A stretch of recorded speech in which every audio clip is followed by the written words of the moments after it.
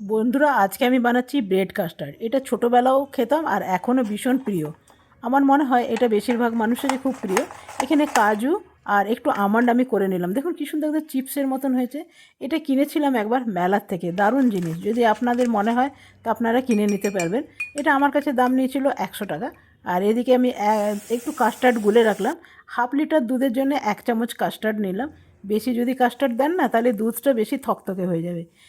পাউরুটিগুলো আমি একটু ঘিয়ে ভেজে নিচ্ছি, অল্প ঘি দিয়ে একটু সটে করে নিলাম। আর দুধটা বেশ ঘন হয়ে এসছে, এর মধ্যে কাস্টার্ডটা দিয়ে দিলাম। সবটাই যতটা নিয়েছিলাম সবটাই নিয়ে নিলাম।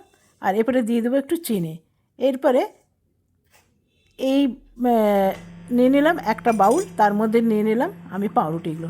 এরপরে যে দুধটা ঘন করে রেখেছি সেই দুধটা এর উপরে দিয়ে দিলাম। যতটা নিয়েছিলাম সব দুধটাই দিয়ে দিলাম।